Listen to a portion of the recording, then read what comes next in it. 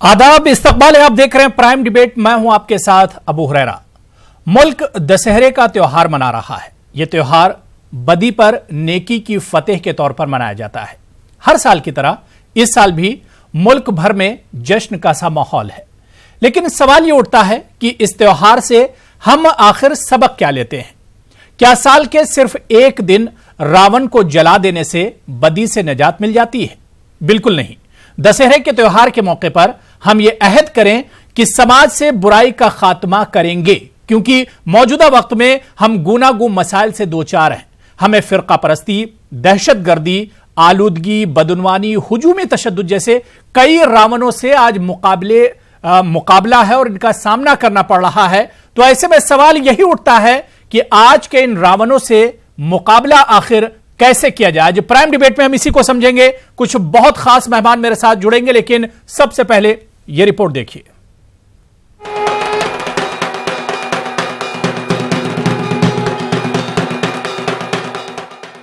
हमारा मुल्क दशहरे का त्योहार मना रहा है। हर साल की तरह इस साल भी मुल्क भर में जश्न का माहौल है। यह त्योहार बदी पर नेकी की फतेह के तौर पर मनाया जाता है। मौजूदा दौर में कई बुराइयों ने सर उठा रखा है। जुल्म, तशद्दुद और नफरतों का दौर दौरा है। आज कई रावण समाज के लिए चैलेंज बने हुए हैं। खासकर फिरका परस्ती, दहशतगर्दी, बदउनवानी, हुजूमी तशद्दुद जैसी कई बुराइयां समाज में आम है। इंसानियत दम तोड़ रही है। समाज गूनागू मसाइल से दो चार है। धर्म और जात बिरादरी के नाम पर समाज को बांटा जा रहा है।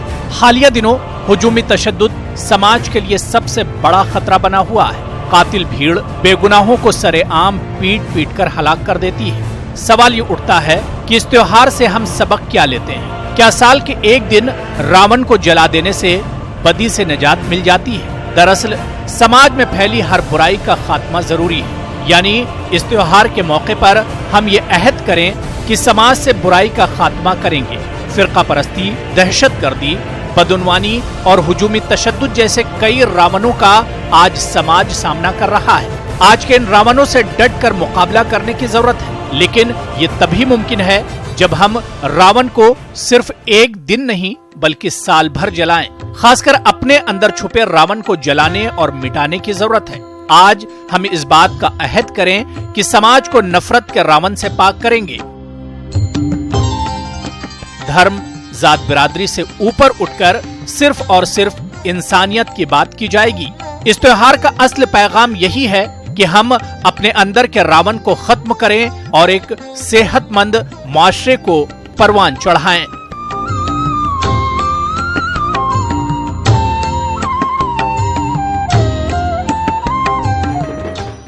Bureau report, news 18 Urdu. तो आज हम दशहरे का आखिर पैगाम क्या कुछ है। इस दशहरे का त्योहार तो हर साल आता है, लेकिन आखिर हम इससे सबक क्या लेते हैं? इसके आखिर क्या कुछ माने निकाले जाएं और इस त्योहार का मकसद क्या होता है? हर साल आखिर यह रावण क्यों जलाया जाता है? और हम देखते तो यह है कि रावण तो जला दिया जाता है, लेकिन वो बुराइयां फिर हमारे एक तरह से पीछे ही रह जाती हैं। आखिर ऐसा क्यों होता है? इस अहम त्योहार से हम आखिर कोई सबक क्यों नहीं लेते हैं? और बड़ा सवाल ये उठ रहा है कि हमारे अंदर जो रावण है, आखिर इसे हम कैसे खत्म करें, इसका मुकाबला कैसे किया जाए, और आज का दिन आखिर हमें सबक क्या कुछ देता है। आज प्राइम डिबेट में हम इसी को समझेंगे। बहुत खास मेहमान मेरे साथ जुड़े हुए हैं। बहुत जल्दी अपने मेहमानों का आपसे तारुफ करा देता हूं। मेरे साथ शेष नारायण सिंह जी सीनियर सहाफी हैं, जर्नलिस्ट हैं, मेरे साथ जुड़े हुए हैं। ख्वाजा इफ्तिखार साहब मेरे साथ जुड़े हुए हैं, इस्लामिक स्कॉलर हैं। इनके अलावा मेरे साथ नाइश हसन साहिबा समाजी कारकुन हैं, सोशल एक्टिविस्ट हैं, वो भी इस डिबेट का हिस्सा हैं। मेरे साथ माजिद देवबंदी साहब मारूफ शायर हैं और इनके अलावा बानी चेयरमैन है इंटरनेशनल सूफी मिशन के, वो भी मेरे साथ जुड़े हुए हैं। और मेरे साथ एच.एस. रावत साहब हिंदू धर्म गुरु हैं, अक्सर मेरे साथ डिबेट में जुड़ते हैं, वो भी तशरीफ रखते हैं इस डिबेट में, मेरे साथ जुड़े हुए हैं। तमाम मेहमानों का बहुत इस्तकबाल है और वेलकम है न्यूज़ 18 उर्दू में। मैं सबसे पहले शेष नारायण सिंह साहब आपसे ही मैं शुरुआत करना चाहूंगा। सर, हम देखते हैं कि दशहरे का त्योहार हर साल आता है, हर साल हम रावण को जला देते हैं, खत्म कर देते हैं, लेकिन बुराइयां जिन बुराइयों का या जिस मकसद के लिए रावण को जलाते हैं वो बुराइयां समाज से नहीं जाती हैं। रावण तो जल जाता है लेकिन बुराइयां रह जाती हैं।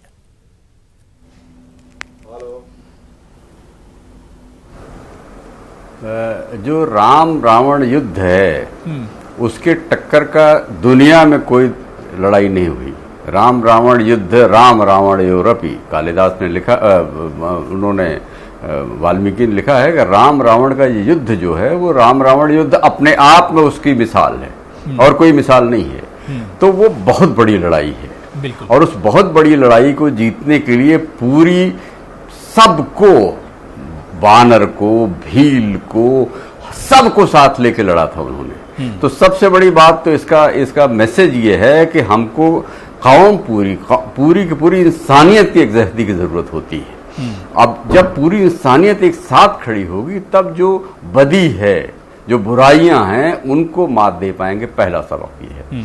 और दूसरा सबक ये है कि उसके लिए मुसलसल कोशिश करते रहना चाहिए। ये नहीं है कि आप गए और रिचुअल करके चले आए। राम का जो चरित्र है उसका सबसे अस्थाई भाव तुलसीदास ने गाया है। तुलसीदास ने रामचरितमानस का जो निरूपण किया है उसके टक्कर का कुछ नहीं है। एक चौपाई में आपको सुनाता हूँ रामचरितमानस से। बिल्कुल। कहते हैं कि परहित सरिस धर्म नहीं भाई, पर पीड़ा सम नहीं अधमाई। दूसरे का हित करने से बड़ा कोई धर्म नहीं है। सबसे बड़ा धर्म आप दूसरे का, पड़ोसी का, अपने आसपास का हित करें। और पर पीड़ा सम नहीं अधिमाई, वो कहते हैं कि दूसरे को तकलीफ देने से बड़ी कोई पाप या कोई नीच कर्म नहीं होता। ये तुलसीदास ने भगवान राम के चरित्र के बारे में कहा हुआ है। तो अब जब हम घेर के लोगों को मार रहे हैं, रिश्वत ले रहे हैं,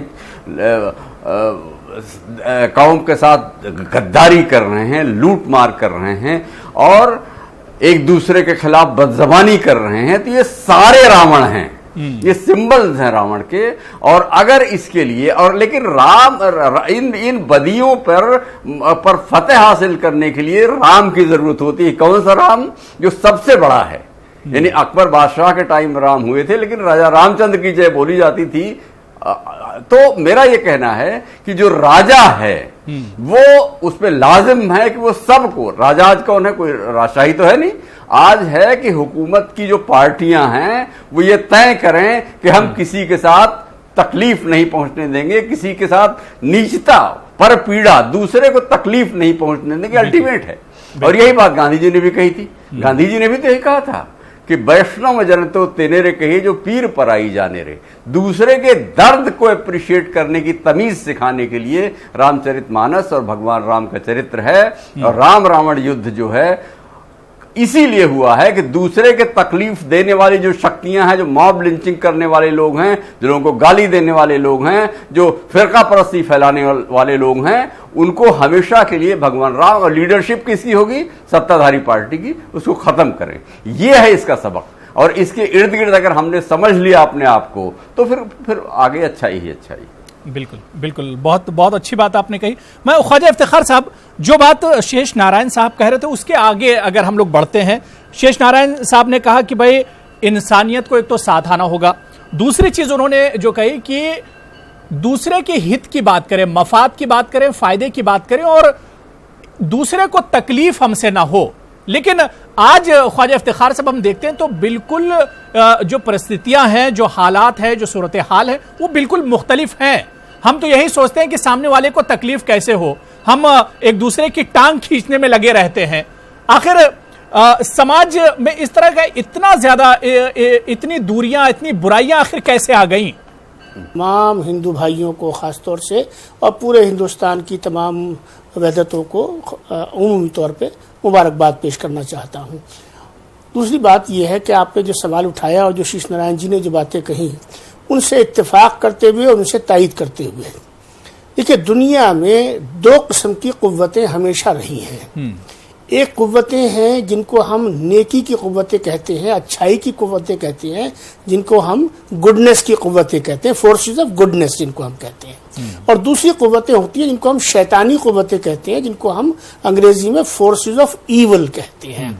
ये जब से ये सृष्टि बनी है, जब से ये कायनात वजूद में आई है और जब से इंसान ने इस पे कदम रखा है, ये दोनों कुव्वतें साथ साथ चलती चली आ रही हैं। सवाल ये पैदा होता है कि बनाने वाले की मंशा क्या है, उसने इंसान को क्यों बनाया। उसने इंसान को बनाया है अशरफुल मखलूकात, यानी सबसे अच्छी अगर कोई चीज अल्लाह तबारक व तआला ने पैदा की है तमाम चीजों में, तो सबसे ज्यादा उसमें जो अफजलियत है वो इंसान को दी है। और इंसान का मतलब ये होता है कि जिसके अंदर इंसानियत बदरजाए अतम पाई जाती हो, इंतहाई कैफियत के साथ पाई जाती हो।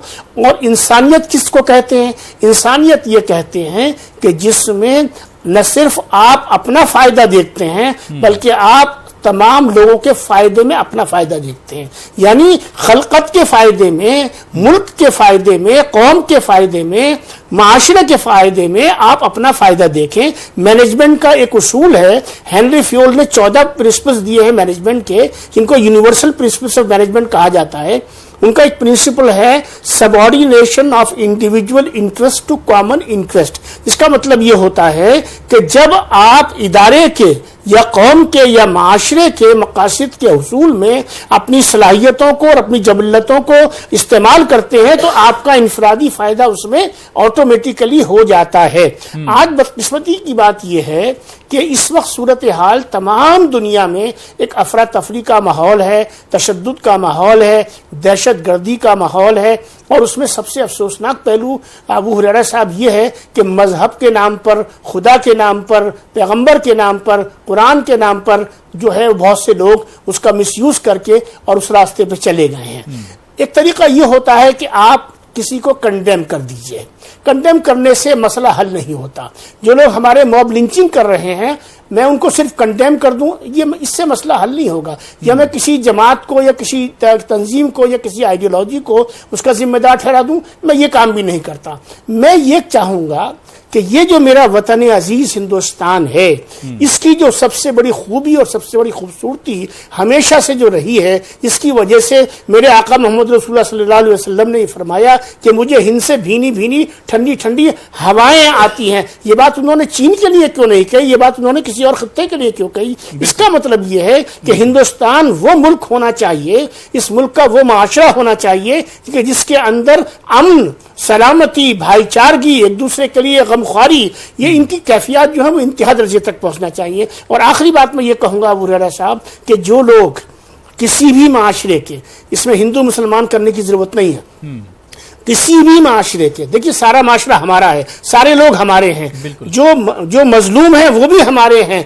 और जो जुल्म और तशद्दुद में लिप्त हैं वो भी हमारे हैं। लिहाजा हमारी ये जिम्मेदारी है कि हम उनको इंसानियत के धारे में लाएं और उसके लिए हुकूमत की जिम्मेदारी है, क़यादत की जिम्मेदारी है, सियासी जमातों की जिम्मेदारी है, रूहानी और मजहबी पेशवाओं की जिम्मेदारी है, असातिज़ा की जिम्मेदारी है, समाज में काम करने वाले एनजीओज़ की जिम्मेदारी है और हर शख्स की जिम्मेदारी है। इंसानियत पर ही काम करने की जरूरत है। मौजूदा वक्त में जो चैलेंजेस हैं, यही कहा जाए आज के दौर के जो रावण हैं उन पर सबसे ज्यादा इंसानियत की का काम करने की एक तरह से जरूरत है। मैं रावत साहब आपके पास आना चाहूंगा। एच.एस. रावत साहब, अगर आप मुझे 10 सेकंड, ठीक है, मैं ख्वाजा साहब आ रहा हूं। रावत साहब, मैं आज के दौर में हम देखते हैं कि बहुत से रावण एक तरह से सर उठाए खड़े हुए हैं, चाहे हम फिरका परस्ती की बात करें, दहशत गर्दी की बात करें, हुजूमी तशद्दुद की बात करें, बदउनवानी और करप्शन की बात करें, जो बात नारायण साहब ने बताई थी, शेष नारायण जी ने या ख्वाजा इफ्तिखार साहब ने बताई थी। आज बहुत से रावण हमारे दरमियान हैं। मतलब आज का रावण जो है ये हमारे लिए बहुत बड़ा चैलेंज है। जी बिल्कुल, अबू हुरैरा जी, शेष नारायण जी ने बहुत अच्छी बात की। और ये सच है कि जो रावण का जो वध किया जाता है उसके पीछे हम हिंदू समाज को और सभी को ये एक बताने की कोशिश करते हैं कि अगर आप बुरा करते हो तो उस बुराई का परिणाम ये होता है। और जब बच्चों के दिमाग में रामलीला के माध्यम से ये चीजें डाली जाती हैं तो व्यक्ति के दिमाग में संगति का इफेक्ट आता है। आंखों जब देखती है तो इसका इफेक्ट आता है। दशानन था, 10 सिर थे, काम, क्रोध, मोह, मद, झूठ वगैरह वगैरह। तो उन सब चीजों का खत्म करना ये सच है। और अभी रावण खत्म नहीं हुआ, वो तो त्रेता युग की बात है, लेकिन अभी बहुत सारे लोग उनके वंशज भी हैं। जैसे अभी कहा गया कि मॉब लिंचिंग, यहां पर रावण दिखाई देता है, जम्मू कश्मीर के अंदर भी रावण दिखाई देता है। जहां पर सरेआम गोलियों से भून दिया जाता है। पाकिस्तान में भी कहीं ना कहीं रावण है, सीरिया के अंदर भी रावण बैठा हुआ है, कहीं ना कहीं ईरान इराक के अंदर भी रावण बैठा हुआ है। ऐसे जो लोग हैं खामा खा के निहत्थे लोगों को मारते हैं या स्त्रियों का बलात्कार करते हैं, उनका सीलभंग करते हैं, वो उस रावण की कैटेगरी में ही आते हैं। यह सच है कि यह कभी खत्म नहीं हो सकता। प्रकृति का नियम है कि यहां पर एक राक्षस ग्रुप और एक देवता ग्रुप होता है। यह प्रकृति में कभी युद्ध समाप्त हो नहीं सकता। रावत साहब, सवाल ये उठ रहा है कि आखिर ये बुराई खत्म क्यों नहीं होती? हर साल हम रावण को मारते हैं, हर बरस हम रावण को जलाते हैं, लेकिन ये बुराइयां खत्म नहीं होती हैं। देखिए, बुराई प्रकृति से समाप्त हो ही नहीं सकती। ये तो सतयुग में भी समाप्त नहीं हुई तो त्रेता में भी नहीं समाप्त हुई, और भगवान राम ने जब रावण का वध कर दिया उसके बाद भी समाप्त नहीं हुई, और कृष्ण भगवान ने भी जन्म लिया और इतना बड़ा महाभारत हुआ तो भी बुराई समाप्त नहीं हुई। तो समाप्ति तो हो ही नहीं सकती 84 लाख योनियों के अंदर, क्योंकि एक ग्रुप के अंदर कभी भी प्रकृति बनती नहीं है। युद्ध तो शेरों के अंदर भी होता, हाथियों के अंदर भी होता, और मनुष्य जीवन में युद्ध की प्रवृत्ति है। अगर रोकना चाहते तो मोहम्मद पैगंबर भी रोक सकते थे, वो नहीं रोक पाए। ईसा मसीह भी रोक सकते थे, वो नहीं रोक पाए। युद्ध रोक सकते थे बुद्ध, वो भी नहीं रोक पाए। इसका मतलब ये नियम है कि रावण तो हर युग में, हर समय, हर साल रहेगा, और उसको रोकने की हमें कोशिश करनी चाहिए। हमें अच्छी नीति पर चलना चाहिए, और जो इस तरह का आतंकवाद जो आज खड़ा हुआ है वो रावण रूपी लोग ही हैं, जो गन लेकर के लोगों को सरेआम निर्दोष लोगों को मार रहे हैं। उस रावण को खत्म करने की बिल्कुल जाहिर सी बात है कि अब समाज में बहुत से रावण हैं, और इन तमाम रावणों का सामना जाहिर सी बात है हम ही और आपको करना। लेकिन आज हम यही समझ रहे हैं कि आज के रावण को आखिर इसका मुकाबला कैसे किया जाएगा। इस वक्त तो मेरे साथ एक और बहुत खास मेहमान अली अनवर अंसारी साहब, साबिक रुकने पार्लियामेंट है, आप भी मेरे साथ इस डिबेट में जुड़ गए। अली अनवर अंसारी साहब, आपका भी बहुत इस्तकबाल है न्यूज़ 18 उर्दू में। मैं नाइश हसन साहिबा आपके पास आना चाहूंगा। नाइश हसन जी, जाहिर सी बात है कि मौजूदा वक्त में हम देखते हैं कि बुराइयां बढ़ती जा रही हैं। बुराइयों के खात्मे के लिए क्या आपको लगता है कि या तो जिस तरह की कोशिश होनी चाहिए उस तरह की कोशिश नहीं हो रही है? क्योंकि शेष नारायण जी ने शुरू में ही कहा था कि पूरी इंसानियत को एक साथ आने की जरूरत है, तभी इन बुराइयों पर एक तरह से काबू पाया जा सकता है, इसे रोका जा सकता है।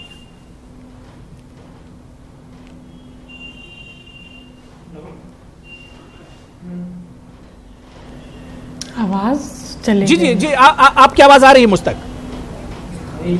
ठीक है जी। मैं अबू हुरैरा जी, मैं एक दो बातें कहना चाहती हूँ। पहला ये कि हम एक ऐसे दुनिया में रहते हैं, हम आशावादी लोग हैं। हम ये नहीं मान के चल सकते कि बुराइयां दूर नहीं होंगी। इंसान ने क्या क्या तरक्की नहीं की, तो हम उस जमाने की बात नहीं कर सकते कि जब कुछ नहीं था, तब तो मानव अधिकार भी नहीं थे। हाँ, इस जमाने में बड़ा सवाल है कि हम कर सकते हैं और हम नहीं कर रहे हैं। हम इस देश के तमाम औरतों के सवाल को भी अगर उठाएं तो ये देखिए, पिछले 8-10 सालों में रेप का डेटा भारत में दुगना हो गया है। आप ये देखिए कि जितने भी बलात्कार हो रहे हैं उसमें उत्तर प्रदेश में खाली देखें तो 55% उसमें बच्चियां हैं शामिल। तो क्या हम इन त्योहारों को खाली रस्मन मनाते हैं, पूजा करते हैं, इबादत करते हैं, नमाज पढ़ते हैं, रोजा करते हैं और खत्म हो जाते हैं? हम अपने जहन को कब आजाद करेंगे, ये सवाल मैं हिंदुस्तान की सभी हिंदू, मुस्लिम, पारसी, दलित सब औरतों की तरफ से पूछ रही हूं कि क्या इन अपनी जहनियत को आजाद करें? क्यों नहीं मुमकिन है? क्यों नहीं मुमकिन है कि हिंदुस्तान की औरतों को 33% रिजर्वेशन मिल जाए? क्यों नहीं मुमकिन है कि सारी नौकरियों में 50% औरतें हों? क्यों नहीं मुमकिन है कि हर स्टेट में औरतों के लिए यूनिवर्सिटी हो? आज भी उत्तर प्रदेश में इतनी मांग के बाद एक भी महिला यूनिवर्सिटी नहीं। तो क्या हमारी इच्छा नहीं है करने की? फिर हम रावण को दोष देते हैं। रावण को तो बुद्धिमान भी माना जाता था। रावण संहिता तो इस देश में आज भी मिलती है। तो ईविल कहना ज्यादा अच्छा होगा। रावण के बारे में तो बड़ा डिबेटेबल हो जाएगा बात। तो राम के कैरेक्टर अपनी जगह एक बहुत बेहतरीन कैरेक्टर है, लेकिन रावण पे बात करेंगे तो मामला डिबेटेबल होगा। ईविल है वो ईविल है, ईविल जो हमारे आपके भीतर बैठा है। आप और नहीं हम है। अपने अंदर से, कमीनापन का सिंबल है वो। रावण संहिता इस देश में आज भी मौजूद है। नहीं, जुबान को हमें लगता है लगाम रखनी चाहिए, पर वो रावण संहिता इस देश में आज भी मौजूद है। उसको बुद्धिमान कहते हैं लोग। तो आप ईविल की बात करिए जो हमारे अंदर बैठे हुए हैं, कहाँ है, उनको कहाँ हम है? कब खत्म करेंगे? ये जिम्मेदारी सरकारों की भी है। बिल्कुल ये खाली बिल्कुल लोगों जाहिर सी की बात है। नहीं, ये सबको सरकारों सबको की भी ये जिम्मेदारी इन है। बुराइयों पर काबू पाने के लिए और आज के रावण को मारने के लिए सबको एक साथ आने की जरूरत है। डॉक्टर माजिद देवबंदी साहब, कई बड़ी अच्छी बातें नाइश हसन साहिबा ने कही। उन्होंने कहा कि जहन को असल में आजाद करने की जरूरत है। हमारे जहनों में जो रावण बैठा हुआ है, हमें पहले उसे खत्म करना होगा। बिल्कुल सही है हुरैरा साहब। मैं सबसे पहले तो बिरादरान वतन को दशहरे की मुबारकबाद देता हूँ और अपनी गुफ्तगू का आगाज़ यहाँ से करना चाहता हूँ। ये झूठे जो सच्चों पे छाए हुए हैं, अहिंसा को बिल्कुल मिटाए हुए हैं, नहीं फ़र्क राम और रावण में कुछ भी, तिलक आज सब लगाए हुए हैं। सवाल ये है कि तिलक लगाने से नहीं होता, दाढ़ी रखने से नहीं होता, आपके किरदार का मामला होता है। रहा भगवान राम की बात, तो अहले जहां समझते हैं उनको इमाम हिंद, ये इकबाल ने कहा है। दरअसल बात यह है कि ये झूठ पर सच की जीत है, जुल्म पर इंसानियत की जीत है, जिसकी खुशी में हम लोग ये दशहरा मनाते हैं। अभी रावत साहब ने कहा, बहुत अच्छी बात कही, मुझे बहुत अच्छे लगते हैं, मैं इन्हें चैनल पर देखता हूँ। और आज जितने लोग यहाँ मौजूद हैं सब बड़ी पर्सनालिटीज़ हैं। मुझे खुशी है कि इनके दरमियान मुझे बैठने का मौका मिला। इंटरनेशनल सूफ़ी मिशन का मैं फाउंडर चेयरमैन हूँ। मेरी कोशिश ये होती है कि इंसानियत को इंसान से मिलाया जाए और दिल को दिल से मिलाकर आगे बढ़ाया जाए। रावत साहब ने कश्मीर का जिक्र किया, ईरान इराक़ का जिक्र किया, पाकिस्तान का जिक्र किया। मैं बग़ैर नाम लिए ये कहता हूँ कि मेरे प्रॉफिट सल्लल्लाहु अलैहि वसल्लम ने ये कहा कि अगर कोई जुल्म करता है तो वो इंसान नहीं है, वो मुसलमान नहीं है, वो जुल्म कहीं भी करे। बेशक बेशक। और एक बात मैं और अर्ज करने की इजाजत चाहता हूँ, कोई मजहब नहीं होता है। बिल्कुल, मैं 1 मिनट की इजाजत और चाहता हूँ। जी जी। दरअसल ये सिमिलरिटी है करबला में और आज के त्यौहार में। वहाँ भी यजीद जो है उसको लोग आज भी अच्छा कहते हैं कुछ लोग, लेकिन वो जुल्म की मिसाल समझा जाता है। यहाँ रावण है, रावण की कुछ लोग पूजा की करते हैं, लेकिन वो जुल्म की मिसाल समझे जाते हैं। तो बात यह है कि सच पर झूठ की जीत नहीं हो सकती, सच की जीत होगी। और तारीख शाहिद है कि इनकलाब आते रहते हैं, लेकिन हिंदुस्तान जो मोहब्बतों का मुल्क है, संतों का, ऋषियों का मुल्क है, ख्वाजा साहब का मुल्क है, यहाँ नफ़रतें एक न एक दिन ख़त्म होंगी। सियासत अपना काम करती रहे, लेकिन जो दानिश्वर हैं, इंटेलेक्चुअल्स हैं, उन्हें मोहब्बत के पैगाम को आगे बढ़ाना होगा। और एक बात और अर्ज़ करने की इजाज़त चाहता हूँ, कोई भी मज़हब हमें नफ़रत नहीं सिखाता। लोग कहते हैं कि आप पहले भारतीय हैं, पहले हम कुछ और हैं, बाद में फिर हम हिंदू मुसलमान हैं। मैं ये कहता हूँ कि आप पहले सच्चे हिंदू और मुसलमान हो जाएं, फिर खुद ब खुद वतन की मोहब्बत आपके सामने आ जाएगी। बिल्कुल जाहिर तो सी बात है जरूरत इस बात की है। आपने उन्वान बहुत अच्छा रखा, पहले आप जिस उन्वान मजहब बहुत से जुड़े अच्छा हैं, रखा उस कि पर अंदर के रावण चलने को वाले मारा हो जाए। जाएंगे। बिल्कुल, बहुत अच्छी बात आपने कही माजिद देवबंदी साहब। मैं अली अनवर अंसारी साहब आपके पास आना चाहूंगा। अली अनवर अंसारी साहब, हम देखते हैं कि आज समाज में नफरत बढ़ती ही चली जा रही है। हालांकि आज भी समाज का एक बड़ा हिस्सा ऐसा है जो इस नफरत को रोकने का काम कर रहा है, लेकिन हम देखते हैं कि उसमें कामयाबी नहीं मिल रही। अली अनवर साहब, बिला मुबालगा, बिला किसी हिचक के मैं आपसे कहना चाहूंगा, क्या वाकई में आज की सियासत भी इसके लिए जिम्मेदार है? आज के सियासतदान भी इसके लिए जिम्मेदार हैं? उसमें तो ठीक दिख रहा है। रावण, चूंकि आज कल रावण दहन होने वाला है और हम पटना में हैं, हमारे यहाँ तो रावण गांधी मैदान में कल दहन होता, आज ही खुद ब खुद धराशायी हो गया है। तो हम ये कहना चाहते हैं कि भगवान श्री राम मर्यादा पुरुषोत्तम थे और जो रावण था वो हालांकि बहुत बड़ा विद्वान था, बहुत खूबसूरत था और बहुत बढ़िया एडमिनिस्ट्रेटर भी था। अब समझ लीजिए सोने की लंका उसने बनाई थी, कितना धन धान्य पूर्ण होगा और कितना दौलतमंद होगा उसका राजपाट।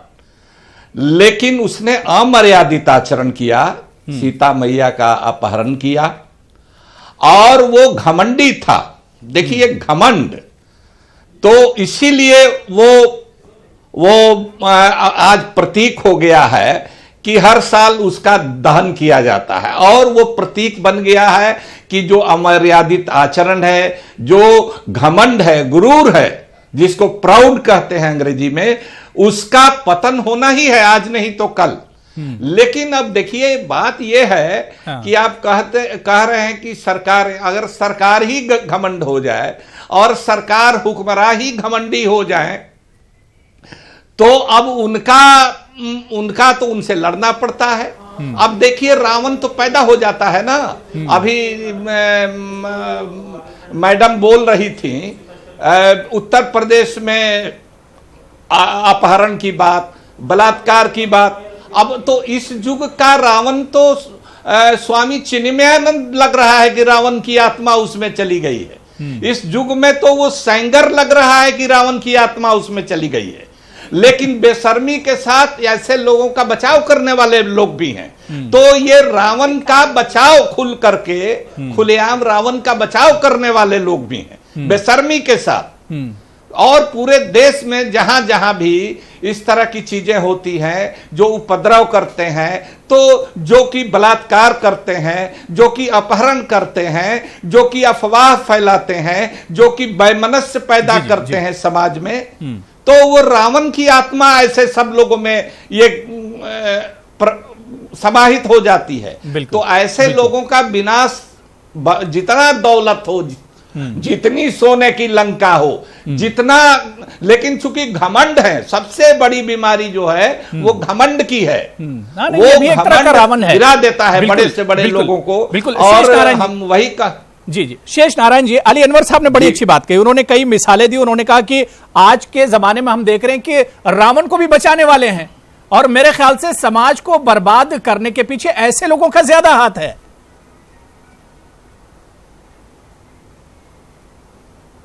सबसे ज्यादा यही है, रावण के घमंड ने ही उसका सर्वनाश किया था। और आप रावण का चरित्र जो है कोई आदर्श चरित्र कहीं नहीं है। उसने किडनैपिंग की, अपने भाई के हक को छीना, जो भी सामने आया उसे बदअखलाकी की, तो उसको तो आप कभी नहीं कह सकते। अभी माजिद देवबंदी साहब ने बहुत बेहतरीन एग्जाम्पल दिया, वाक़या करबला का जिक्र किया, जहाँ पे के यजीद का जिक्र हुआ। तो यजीद में भी अगर कोई अच्छाई ढूंढने की कोशिश करेगा तो फिर लाहौल बिला कुव्वत के सिवा क्या कह सकते हैं हम। सही। हजरत अली असगर शहीद हुए थे करबला में, 6 महीने की उम्र थी, और 6 महीने की उम्र के दुधमुहे बच्चे को आपने शहीद कर दिया। और पूरी की पूरी यजीद की फौज जीत गए आप। लेकिन उस जीतने के बाद पूरी दुनिया में, पूरे हर जगह जो भी नाम यजीद का लेता, गाली देता, यजीद नाम का एक भी आदमी हमको नहीं मिला, रावण नाम का कहीं कोई आदमी नहीं मिलता है। तो ये सारी चीजें जो अच्छाई और बुराई का, रावण संहिता का भी मोहतरमा आपने जिक्र किया, जाहिर दानिश्वर हैं, तो रावण संहिता तंत्र मंत्र लूटपाट की ही जो किताब चल रही है मैडम, उसमें कोई बहुत अच्छी बात नहीं है। रावण ने केवल शिव तांडव जो लिखा है, जटाकटा संभ्रमम भ्रमण निलिम्प निर्झरी विलोल वीच वल्लरी विराज मूल मर्दरी, वो जो कविता है उनकी, वो जो श्लोक हैं, जो शिव तांडव है, जो उनकी वंदना में लिखा गया है शंकर जी महाराज की, वो संस्कृत साहित्य की धरोहर है। लेकिन एक अच्छी कविता लिख देने से, और फिर रावण संहिता की बात आपने की, रावत साहब बैठे हैं, आपको बताएंगे कि उसमें क्या है। और उसके अलावा एक सैकड़ों संहिताएं लिखी हुई हैं हिंदू धर्म में, तो वो नहीं है। और दूसरी बात कि उसी पर फोकस रखना चाहिए कि रावण एक घटिया इंसान थे, उन्होंने रेप करने की कोशिश की, उन्होंने किडनैप किया, उन्होंने हर आदमी को मारा पीटा, पूरा लूटपाट की। सोने की लंका ऐसे थोड़ी बनती है। अगर सोने की लंका हुई, या सोने का लंका एक मेटाफर है, बहुत ही संपन्नता रही होगी, तो लूटमाट ही तो किया होगा। विभीषण के सगे भाई ही तो थे। तो इस तरह से लूटपाट की जो कल्चर है उसको खत्म, और वो फिर अभी पूरी दुनिया में जहां भी होगा उसकी निंदा की जानी चाहिए। बिल्कुल बिल्कुल, जाहिर सी बात है, हम तो उसकी निंदा करते हैं। सही बात है कि रावण अब एक सिंबल बन गया, बुराई का, बदी का, बदअखलाकी का, नाइंसाफी का एक सिंबल बन गया पूरी दुनिया के लिए। यहां पर मुझे एक बहुत छोटा सा कॉमर्शियल ब्रेक लेना है। बहुत अच्छे मेहमान है और बड़ी अच्छी बातचीत हो रही है। छोटा सा ब्रेक लेंगे, लेकिन जब ब्रेक से लौट कर आएंगे तो हम इसी चीज को समझने की कोशिश करेंगे कि अपने अंदर का जो रावण है आखिर उसे हम कैसे खाक करें, उसे कैसे जलाएं, अपने अंदर के रावण को कैसे खत्म किया जाए। छोटे से ब्रेक के बाद इस पर भी हम चर्चा करेंगे।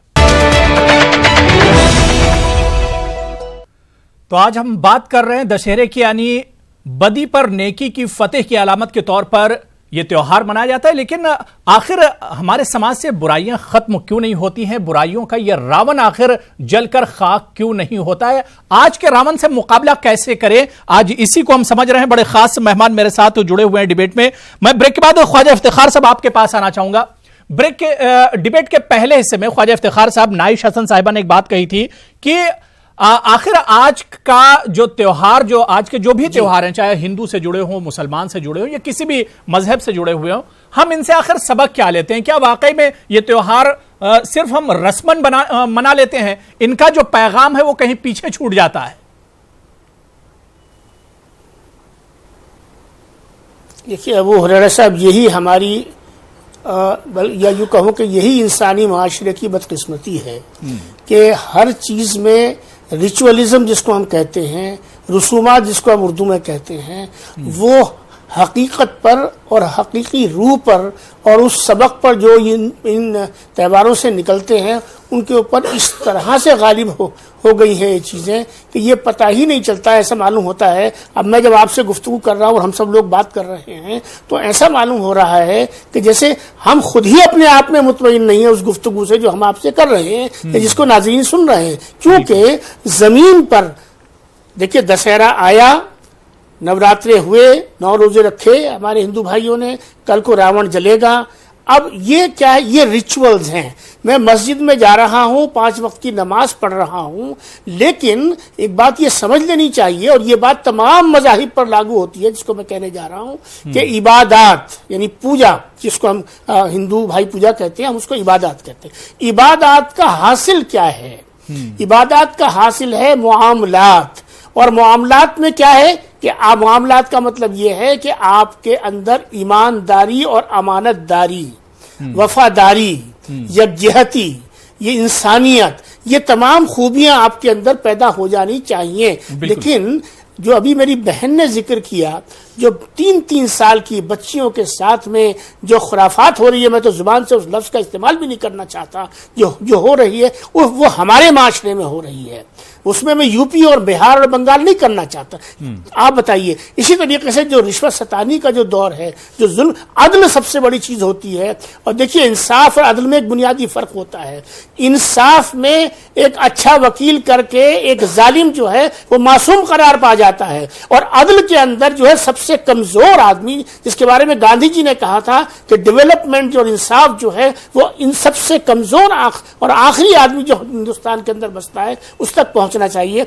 अदल बहुत बड़ा मसला है। तीसरी बात मैं ये कहना चाहता हूं, जिहाद का लफ्ज इतना बदनाम कर दिया गया, इतना बदनाम हो गया है। आप ये मत भूलिए कि जिहाद और मुजाहिदीन की इस्तिलाह ये अमेरिकी मीडिया ने अफगानिस्तान में जब सोवियत यूनियन आया था तब शुरू हुई। हकीकत ये है कि जिहाद फिर नफ्स जिसको हम कहते हैं, जिसको हम जिहाद अकबर कहते हैं, यानी वो लड़ाई जो इंसान को अपने नफ्स से लड़नी पड़ती है, अपने आप से लड़नी पड़ती है कि एक तरफ शैतान आपको बहका रहा होता है कि आप बेईमानी की तरफ चलिए, आप गलत काम की तरफ चलिए, आप गुनाह की तरफ चलिए, और दूसरी तरफ आपके अंदर एक जो है नेकी की कुव्वत होती है कि जो इसलिए जो अल्लाह के बंदे जो हैं, जो अल्लाह से लौ लगाते हैं, अल्लाह के रसूल से लौ लगाते हैं, उनके अंदर नेकी बढ़ जाती है और बदी के ऊपर काबू पा लेते हैं। एक मिसाल आपको मैं देता चलूं, औलिया अल्लाह, आप देखिए, मैं अपने वतन की बात करता हूं, मेरे वतन के चप्पे चप्पे पर औलिया अल्लाह बैठे हुए हैं। ये तमाम के तमाम जिहाद फिर नफ्स की बेहतरीन मिसाल हैं। इन्होंने अपने अमल से, अपने अखलाक से, अभी माजिद देवबंदी साहब ने बड़ी अच्छी बातें कही, अपने अखलाक से, अपने किरदार से, अपने अमल से, अपनी खुशगवारी से, अपनी जो है आप समझिए गुरबा परवरी से, किस तरीके से उन्होंने लोगों को इख्तियार किया। ना उनके पास टेक्नोलॉजी थी, ना उनके पास बड़े बड़े इदारे थे। अच्छी बात डिबेट के पहले हिस्से में हुई थी कि अगर इंसान अपने अपने मजहब पर ही कायदे से चलने लगे, अपने मजहब को ही सीख ले, तो तमाम बुराइयां समाज की एक तरह से खत्म हो जाएंगी। जो रावण है वो हमारे पास नहीं आएगा। आज का जो रावण है वो हमारे पास आने से डरेगा। शर्त इतनी है कि हम अपने मजहब पर कम से कम चलने लगे। माजिद देवबंदी साहब, आप कुछ कहना चाह रहे थे? जी हुरैरा भाई, एक तो बात मैं ये कहना चाह रहा था कि काबिल मुबारकबाद है न्यूज़ 18 उर्दू के, पूरी दुनिया में देखा जा रहा है। जो हमारे हिंदुस्तान में हालात हैं वो गल्फ़ में नहीं हैं। अभी मैं आपसे बात कर रहा था तो दुबई में आपके प्रोग्राम देख रहे हैं OS रिजवी, उन्होंने मुझे फ़ोन पर ये कहा कि मैं एक सवाल इन सारे लोगों से करूं। शेष नारायण साहब बहुत बड़े सहाफ़ी हैं और कभी इन्होंने आज के, माफ़ कीजिएगा, पत्रकारिता के रावणों से कभी इन्होंने कंप्रोमाइज़ नहीं किया। तो मेरा दुबई से एक सवाल आया, वो मैं आप सबसे कर रहा हूँ, और वो ये है कि क्या आज दानिश्वर सहाफ़ी जर्नलिस्ट अपनी जिम्मेदारी नहीं निभा रहे हैं? अगर नहीं निभा रहे हैं तो आपके चैनल के ज़रिए मैं गुजारिश करूंगा कि वो निभाएं। दूसरी बात, इफ्तिखार साहब ने अभी जिक्र किया, मैंने जिक्र किया था करबला का, और इसका सिमिलरिटी है दोनों में। यानी जालिम, मेरे प्रोफेट ने कहा कि मजलूम की मदद करो, समझ में आ गया। बाद में फरमाया आपने कि जालिम की मदद करो। लोगों ने पूछा कि साहब मजलूम की मदद तो है, आप उसकी मदद करें, जालिम की मदद कैसे? प्रोफेट सल्लल्लाहु अलैहि वसल्लम ने फरमाया कि जालिम को जुल्म करने से रोको। तो दरअसल ये त्यौहार पूरा बदी पर अच्छाई की जीत का नाम है। और अगर आदमी दिल की गहराई से, देखिए आपने कहा कि अंदर के रावण को कैसा मारा जाए, हमारे धर्म में नफ्स जो अंदर का होता है, नफ्स जो बुराई होती है, उसको खत्म करने का नाम दिया गया, उसी पर मेहनत की गई है। और मैं समझता हूँ आज आपके प्रोग्राम के जरिए ये मैसेज जाना चाहिए कि इस मुल्क में मोहब्बत करने वाले, राम के चाहने वाले ज़्यादा हैं, बुराई के चाहने वाले बहुत कम हैं। यकीनन हिंदुस्तान सोने की चिड़िया था, मोहब्बत का मुल्क था, संतों का, ऋषियों का मुल्क था, आज भी वही मुल्क है। बस ज़रूरत इसकी है कि दिल की गहराइयों से हम आपस में मिलजुल कर इस पैगाम को आगे बढ़ाएं कि बुराई पर अच्छाई की जीत का नाम। बिल्कुल बिल्कुल रावत साहब, जो बात माजिद देवबंदी साहब ने कही, इफ्तिखार साहब ने इससे पहले जो बात कही कि आज दरअसल बुराई इस वजह से भी आती जा रही है क्योंकि हम बहुत दूर होते चले जा रहे हैं, हमारे अंदर दूरियां आती चली जा रही हैं। हिंदू, मुसलमान, सिख, ईसाई एक तरह से तबकों, मजहबों और इलाकों में बढ़ते चले जा रहे हैं। हमें साथ आने और साथ चलने को एक तरह से बढ़ाना होगा और साथ आना होगा अगर आज के रावण के साथ हमें लड़ना है। क्योंकि डिबेट के बिल्कुल शुरू में सबसे पहला जो जुमला शेष नारायण जी ने कहा था, यही कहा था कि सबको एक साथ आना होगा। बिल्कुल ठीक कहा आपने हुरैरा साहब। अभी हसन जी कह रही थी कि रावण के ऊपर अलग से एक डिबेट होनी चाहिए, रावण बड़ा विद्वान था, ये था, वो था। देखिए हसन साहब, क्या होता है कि सुन लीजिए, सुन लो, मैं बोला नहीं, सुन लीजिए, सुन लो, मेरी बात सुन लो, मैं उसी का जवाब दे रहा हूं, फिर अपनी बात पे आऊंगा। देखिए याकूब मेनन सीए था, है ना, रावण था, उसके साथ भी बहुत सारे लोग खड़े हो गए, तो उस पर भी डिबेट होनी चाहिए, है ना। अभी आप देखें अल जवाहिरी डॉक्टर है, बिन लादेन इंजीनियर था, है ना। कितने लोग ऐसे हैं जो रावण है, जो रावण है, देखिए उनके साथ लोग खड़े हुए हैं। रावण का जाहिर सी बात है कोई मजहब नहीं हो सकता बुराई का, और आप रावण का सपोर्ट कर रहे हैं, तो विद्वान था, उसने रावण संहिता लिखी थी, सिंबॉलिक है ना। अब बिन लादेन की किताब देख लो ना, शहीदी कैसे करते हैं, बिन लादेन की देख तो लो, रावण क्या कैसी किताब लिखता है, वो अपने जिहादियों को कैसे तैयार करता है। उन्नाव की बेटी के बारे में बताइए। अरे फिर वही बोल रही, मैं तो बोला नहीं उस समय, उसको मैं बोला नहीं ना आपसे, मैं बोला तो नहीं था।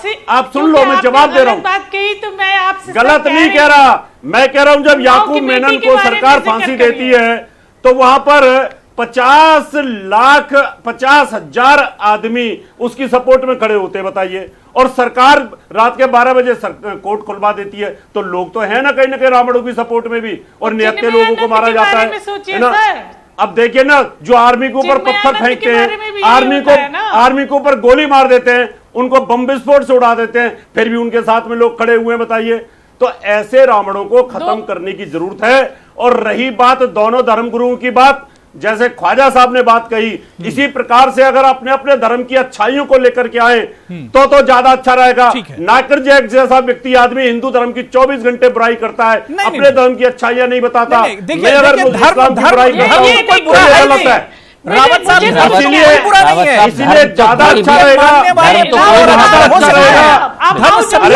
जाकिर नाइक जैसा आदमी जिसके करोड़ों फॉलोअर है और वो व्यक्ति कहता है कि बताए कि हिंदू धर्म में क्या लिखा हुआ है, बताए वेद में क्या लिखा हुआ है, बताए कुरान पुराण में क्या लिखा हुआ है, वो व्यक्ति अगर हमारे ऊपर कटाक्ष करने के लिए तैयार बैठा हुआ है तो ये विवाद नहीं, की जड़ है। अब ऐसे रावणों को रोकने की जरूरत है। मेरा ख्याल है हुरैरा भाई ये डिस्कशन हमारा पर्सनली ना हो, किसी की जात पर ना हो। धर्मों में रावणों को बांटने लगेंगे कोई फिर भी क्या धर्म होगा? मजहबों में फिर तो रावण जिंदा रहेगा, मोहब्बत की बात रावण जिंदा रहेगा, रावण तो मरेगा ही नहीं। अपनी बात रखें और मैं अपनी बात रखूं, ये इस्लाम की अच्छाइयां बताएं, मैं हिंदू धर्म की अच्छाइयों की बात करूं। ठीक है रावण जी, बात हो गई।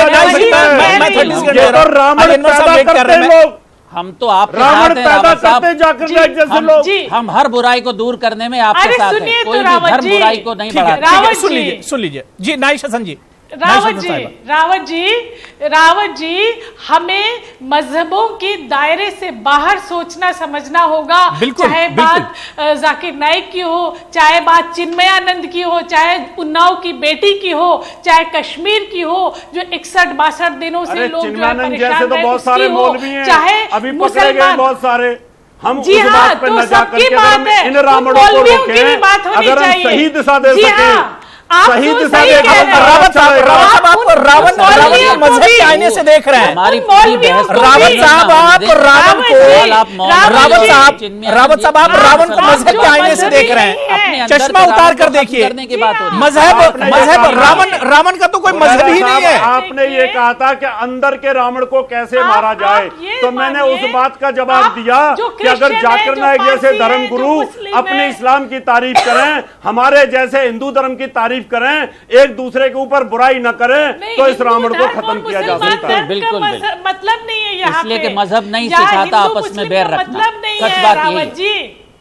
ठीक है, रावण मैं अली अनवर साहब आपके पास आना चाहूंगा। अली अनवर साहब, बुराई पर अच्छाई की जीत की बात हो रही है। ठीक है, बात हो गई। अली अनवर साहब, मैं नाइश जी फिर आ रहा हूं आपके पास। अली अनवर अंसारी साहब, मैं आपके पास आना चाहूंगा। सर, आज हम देख रहे हैं कि जो दुर्गा पूजा के पंडाल जो वेस्ट बंगाल में बने हुए हैं, माफ कीजिएगा, वहां भी सर सियासत हो रही है। पहले इन पंडालों से इंसानियत के पैगाम जाया करते थे, आज हम देख रहे हैं कि वहां भी सियासत हो रही है। टीएमसी और बीजेपी एक दूसरे से आगे निकलने की कोशिश कर रहे हैं।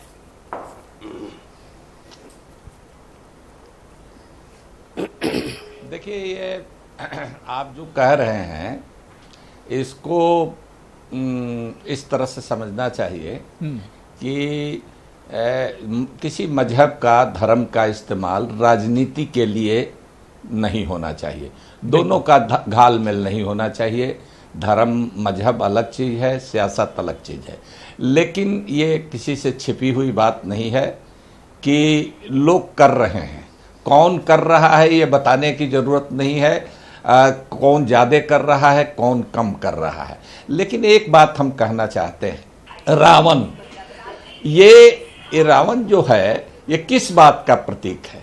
देखिए, ये एब्सोल्यूट पावर, अंग्रेजी में एक कहावत है ना कि एब्सोल्यूट पावर करप्ट्स एब्सोल्यूटली। तो सत्ता का नशा, सत्ता का नशा, सत्ता का गरूर, ये और सत्ता में बने रहने के लिए कुछ भी करें। अभी एक साहब आपके पैनलिस्ट लादेन का नाम ले रहे थे। हम पूछना चाहते हैं, दुनिया जानती है कि लादेन का बाप कौन था? लादेन को पैदा करने वाला अमेरिका। जो लोग लादेन की बात करते हैं, हम तो मानते हैं कि लादेन हत्यारा था, बिल्कुल खूनी था, सब कुछ था। लेकिन लादेन को पैदा करने वाला जो अमेरिका था, उसने क्या किया? उसने उसको पैदा किया। तो ये सारी बातें हैं। आज लोग कहते हैं सत्ता के घमंड में, अरे भाई आप कहिए सत्ता में जनता डेमोक्रेसी है, आपको बहुमत मिला, आप हुकूमत में है, सत्ता पावर में है, तो आप गरीबी का विनाश कीजिए, आप बेरोजगारी को खत्म कीजिए, आप भ्रष्टाचार को खत्म कीजिए। लेकिन आप कहते हैं फला पार्टी को खत्म करेंगे, फला चीज को खत्म करेंगे। तो आप जब ये क्या है? आपने कितना खत्म किया था अनवर साहब? तो यही रावण को हो गया था। कितना खत्म किया? यही रावण को हो गया आंकड़ा है। और यही रावण को हो गया था।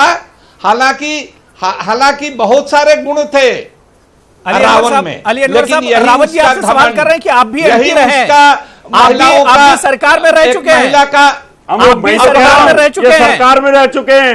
तो इन्होंने कितनी एक महंगाई महिला खत्म का कर दी थी, अपहरण। कितने रोजगार दिए थे, जरा बता दे एक बार। अरे भाई दंगा औरतों अरे का मैं तो आपसे पूछ रहा हूं, उसके आप पक्ष एमपी में रहे, खड़ा होना, उसका आप सरकार बचाव में रहे, करना, आप एक बार बता दो ना उसका कितनी बचाव महंगाई खत्म करना करी थी और आपने, धर्म के और आधार आपने पर कितने रोजगार किसी दिए के थे, आप पक्ष बता में दो। खड़ा होना, ये आपने क्या अपने है? क्षेत्र में कितने रोजगार क्या दिए, बता है? दो एक बार। और जो बात ये मंत्री है, हैं, हुरैरा साहब, जो अरे expert लोग दंगाइयों होते को हैं, वो जो topic को पुलिस change करने के इंस्पेक्टर बाद को politics मारता में है, लाते हैं। जो दंगा मेरा करता ख्याल है बहुत उसको अच्छा जाकर topic के है, माला बदी पहनाते पर हैं, अच्छाई की जीत का उसके नाम है पक्ष में दशहरा, बयान उसके देते हवाले हैं। से बात होनी ठीक है। चाहिए। अकबर साहब, ठीक है, अब आप टाइम सरकार में मेरे रहे, पास बहुत कम बचा। ठीक है, आप अली अनवर साहब सरकार बात हो में गई, रहे हैं, रावत आप साहब बात हो MP गई, रहे, रावत साहब बात हो गई, बयान देते हैं। रावत साहब बात हो गई। तो जाहिर ये सी बात है सत्ता कि का ही अगर नशा इख्तिदार है में ना। रह के इस तरह नशा की नहीं चीजों तो के क्या खिलाफ है? अगर काम किया जाए तो रावण खत्म हो सकता है, लेकिन जब आदमी इख्तिदार में होता है तो इन चीजों पर उसकी निगाह कहां जाती है। मैं शेष नारायण साहब आपके पास आना चाहूंगा। सर, क्या आपको नहीं लगता है कि जिस रावण की हम बात कर रहे हैं, जिन बुराइयों की हम बात कर रहे हैं, हमारे अपने अंदर को जो रावण है, अगर उसके खिलाफ हम ऐलान जंग कर दें और आज से ही अगर हम ये सोच लें कि अपने अंदर का जो रावण है उसे हमें खत्म करना है, तो समाज ऐसे ही ठीक हो जाएगा। शेष नारायण साहब, यही तो कहा है, सारे भगवान राम ने भी कहा और हजरत मोहम्मद सल्लल्लाहु अलैहि वसल्लम ने भी यही फरमाया है। बेशक। आप याद करें कि जब उनके घर उनके सर पे कूड़ा फेंका करती थी वो मोहतरमा, और जब कूड़ा फेंकना बंद कर दिया तो उनके घर गए और उनका इलाज कराया, उनको दुरुस्त, उनकी बीमार हो गई थी उनको ठीक कराया। तो ये अगर तमीज आ गई मुसलमानों को, क्योंकि हजरत मोहम्मद, जाकिर नायक का, ओसामा बिन लादेन का, ये इस्लाम नहीं है। इस्लाम को ये लोग भ्रष्ट करते हैं। इस्लाम आला हजरत का कैरेक्टर, कलाम पाक और हदीस के बाहर कहीं कोई इस्लाम नहीं है जितना इस्लाम है। और भगवान राम का चरित्र क्या है कि विश्वामित्र लेके आए कि साहब अन्याय हो रहा है जंगल में, चलो राक्षसों को मारो। भगवान राम चले गए। भगवान राम ने कहा कि सुग्रीव के साथ अन्याय हो रहा, उनके साथ खड़े हो गए। भगवान राम ने कहा कि विभीषण के साथ अन्याय हो रहा, उनके साथ खड़े हो गए। तो हम आज अगर उनके कैरेक्टर को, और दूसरा एक सहाफी की बात अभी दुबई से आई कि साहब सहाफी अपना फर्ज क्यों नहीं कर रहे हैं। जनाब, हम जब हजरत मोहम्मद सल्लल्लाहु अलैहि वसल्लम की तारीफ करते हैं तो बाकी जितनी भी चीजें उनके मुखालिफ हैं हम उनके खिलाफ बोल रहे होते हैं। जब महात्मा गांधी की तारीफ करते हैं तो हम बाकी चीजों के खिलाफ बोल रहे होते हैं। और जब हम भगवान राम के चरित्र की तारीफ करते हैं तो रावण पर हमारा हमला उसी तर्ज में होता है जैसा कि भगवान राम ने किया था, पूरी अपनी बानरों की, पूरी गरीबों की, मजलूमों की। और एक बात, जुल्म सितम के खिलाफ जो जंग है वो हम लड़ते रहेंगे। हाँ, तलखी अय्याम अभी और बढ़ेगी। हाँ, अहले सितम मश्क सितम करते रहेंगे और उसके खिलाफ कम से कम मैं खड़ा रहूंगा हमेशा हमेशा के लिए। किरदार आप ये देखिए कि उन्होंने अपनी सौतेली माँ की बात मानते हुए अपने बाप की इज्जत रखी और 14 साल का बनवास काटा। पूरी इंसानियत के लिए, पूरे समाज के लिए एक पैगाम मैं चाह रहा हूं कि आप अपनी तरन्नुम से अगर हमारे नाजरीन के लिए सुना दें कि इस मौके पर क्या कुछ पैगाम होना चाहिए। बहुत शुक्रिया, मैं पेश करता हूँ। सत्यता जिसकी रीत होती है उसके होठों पे प्रीत होती है। सत्यता जिसकी रीत होती है उसके होठों पे प्रीत होती है। करबला हो के राम का बनवास, हर कदम सच की जीत होती है। करबला हो के राम का बनवास, हर कदम सच की जीत होती है। और हुरैरा भाई, आखिरी एक जुमला, आदाब, आखिरी एक जुमला और एक शेर कह के आपसे इजाजत चाहता हूँ जी। वो ये कि हमारे मजहब में मायूसी कुफ्र है, और शेष नारायण साहब जैसे बड़े लोग यहाँ बैठे हैं, हमारे रावत भाई बैठे हैं, इन सब ने हमें हौसला दिया और हौसलों की उड़ान हमें लड़ना है। नफरतें खत्म होंगी, राम का किरदार कायम रहेगा, रावण का किरदार कायम नहीं रहेगा। लाख खौफ तारी हो, जलजलों के आने का सिलसिला न छोड़ेंगे, हम भी घर बनाने का, हम मोहब्बत के घर बनाते रहेंगे, राम के किरदार को आगे बढ़ाते रहेंगे। है राम के वजूद को हिंदुस्तान, है राम के वजूद पे हिंदुस्तान को नाज, अहले जहां समझते हैं उनको इमाम हिंद की इज्जत हमारे दिलों में है, मुसलमानों के दिलों में है, बिरादरान वतन के दिलों में है, और ये इज्जत बढ़ेगी, कम नहीं होगी। हिंदुस्तान जिंदाबाद, हिंदू मुस्लिम मोहब्बत जिंदाबाद। बिल्कुल, बहुत खूब। और जाहिर सी बात है कि अब और कुछ मजीद कहने की जरूरत नहीं। बहुत बहुत शुक्रिया माजिद देवबंदी साहब हमारे साथ जुड़ने के लिए। अली अनवर साहब आपका भी बहुत बहुत शुक्रिया। शेष नारायण साहब, ख्वाजा इफ्तिखार साहब, एच.एस. रावत साहब और नाइश हसन साहिबा, सभी का बहुत बहुत शुक्रिया प्राइम डिबेट में जुड़ने के लिए और बहुत अच्छी चर्चा और बातचीत करने के लिए, और इससे एक बहुत अच्छा पैगाम भी गया है। बहुत बहुत शुक्रिया सभी का। आदाब।